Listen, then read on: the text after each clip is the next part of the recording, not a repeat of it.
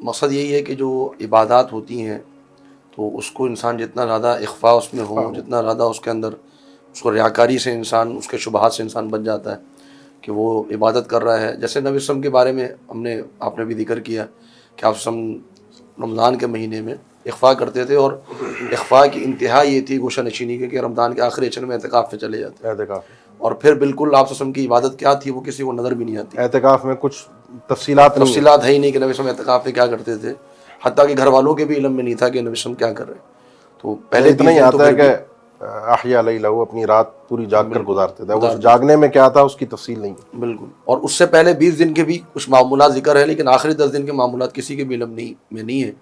اور صرف اتنا ہی ملتا ہے کہ آپ سب فرض نمازوں میں نکلتے پھر اپنے خیمے میں چلے جاتے. اور ایک اور عمل جو ہمارے عوام الناس میں خاص طور پہ جو شروع ہو گیا ہے عبادت کے تعلق سے، کہ وہ اب مطلب بہت زیادہ چوز کر رہے ہوتے ہیں کہ کون سی مسجد میں جانا ہے کہ جہاں جا کے جو ہے وہ تھوڑی سی سہولت بھی ملے گی، اور وہاں جا کے جو ہے وہ اے سی تو سہولت ہے، گرمیاں ہیں اے سی نہیں. تو لیکن ہم مقصد چاہتے آگے جو جیسے یعنی پہلے میں جو اپنے حساب سے میں دیکھتا ہوں کہ آج سے 10-15 سال پہلے کا یہ ایک ٹرینڈ نہیں تھا. تو اس وقت ایک عبادت میں خشوع بھی تھا، اور قاری کی تجوید اچھی ہونی چاہیے بس، اس کے پیچھے کھڑے ہو کر ایک اپنے محلے کے اندر ہی پڑھ لیا جاتا تھا. لیکن اب جس طریقے سے اختیار کیا جا رہا ہے، میں نے بھی پچھلے دنوں شیخ صالح الفوزان حفظہ اللہ کی اس پہ سوال ہوا ان سے، تو کہ لوگ اس طریقے سے کرتے ہیں، مختلف جگہوں پہ جاتے ہیں، اختیار کرتے ہیں، تو کیا یہ مناسب عمل ہے؟ تو ان کا شقت اور رائے یہی تھی کہ یہ مناسب نہیں ہے، اور انسان کو یہی کرنا چاہیے کہ وہ جو اس کے قریب کی مسجد ہو وہاں جانا چاہیے.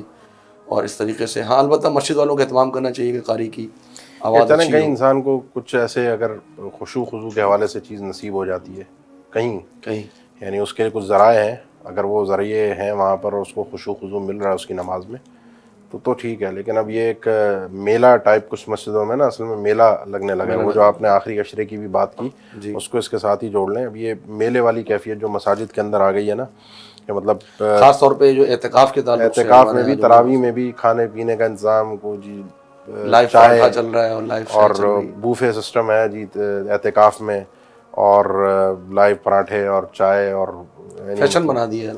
یعنی واقعتاً یہ جو اصل روح عبادت تھی نا وہ مفقود ہو گئی ہے. جو اصل اللہ کی رضا تھی نا، اگر یہ کھانا پینا اور یہ میلہ ہلا گلا اور شور شرابہ ہی اگر مقصود ہے تو وہ اس کے لیے اسٹیڈیم اور جو کھیل کے گراؤنڈ ہوتے ہیں وہ زیادہ موزوں جگہیں ہوتی ہیں، اور کھانے پینے کے لیے جو ہے وہ شادیاں اور تقاریب ہوتی ہیں.